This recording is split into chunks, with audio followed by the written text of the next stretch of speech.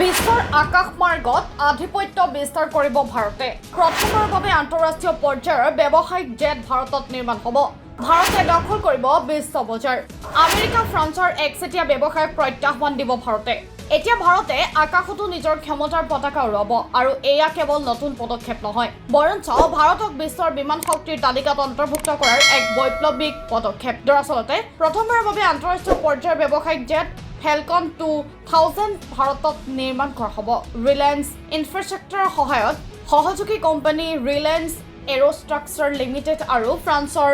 aerospace company Dassault এভিয়েশ্যনে একেলগে এই ঐতিহাসিক অংশীদাৰিত্ব গঢ়ি তুলিছে এই কথা ঘোষণা কৰা হৈছিল ফ্ৰান্সত পেৰিছ এয়াৰ শ্ব'ৰ সময়ত বিশেষ কথাটো হ'ল যে প্ৰথমবাৰৰ বাবে ডাছল্ট এভিয়েশ্যন ফ্ৰান্সৰ বাহিৰত ফেলকন জেট বিমান নিৰ্মাণ কৰিব এতিয়া মহাৰাষ্ট্ৰৰ নাগপুৰত থকা ডাছল্ট ৰিলায়েন্স এৰোস্পেচ লিমিটেডৰ DRL প্লাণ্টত 4 লাখ বৰ্গফুটত অত্যাধুনিক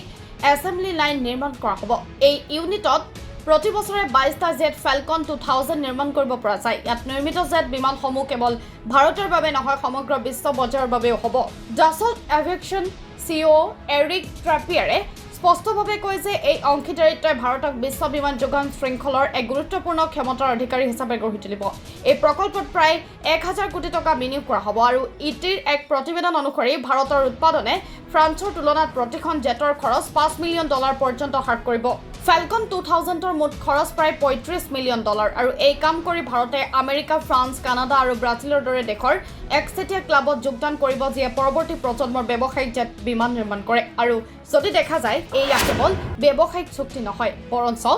মেড ইন ইণ্ডিয়া দৃষ্টিভংগীৰ এক শক্তিশালী সম্প্ৰসাৰণ প্ৰথমবাৰৰ বাবে ভাৰতত অসামৰিক বিমান পৰিবহণৰ বাবে সম্পূৰ্ণ পৰিসৰৰ এছেম্বলি লাইন নিৰ্মাণ কৰা হ'ব এতিয়ালৈকে ভাৰতত কেৱল সামৰিক বিমানহে নিৰ্মাণ কৰা হৈছে যেনে HALৰ টেছাছ আৰু টাটা এয়াৰবাছৰ C295 ট্ৰান্সপৰ্টাৰ কিন্তু এতিয়া অসামৰিক জেট বিমান ভাৰতে নিৰ্মাণ প্ৰযুক্তিগত উদ্যোগিক আৰু বিশ্বব্যাপী মৰ্যাদাক এক নতুন স্তৰ প্ৰদান কৰিব ডাছল্ট ৰিলায়েন্স এৰোস্পেচ লিমিটেডক ফেলকন 6X আৰু 10Xৰ দৰে হাই এক্সিকিউটিভ জেট প্ৰগ্ৰেমত অন্তৰ্ভুক্ত কৰা হ'ব যিবোৰ প্ৰয়োজন হ'লে সামৰিক উদ্দেশ্যতো ব্যৱহাৰ কৰিব পাৰি যিয়ে নহওক আমেৰিকাৰ বয়িং কোম্পানীয়ে সুৰক্ষা সম্পৰ্কৰ প্ৰশ্নৰ সন্মুখীন হোৱাৰ সময়তে আনফালে ভাৰতে নিজৰ নিৰ্ভৰযোগ্য উৎপাদনৰ জৰিয়তে বিশ্বৰ দৃষ্টি আকৰ্ষণ কৰিছে ফেলকন 2000 দৰে জেট বিমান কেৱল প্ৰযুক্তিৰ প্ৰতীক হোৱাই নহয় ভাৰতৰ বিশ্বব্যাপী নিৰ্ভৰযোগ্য ভাৱমূৰ্তিৰ প্ৰমাণো হ'ব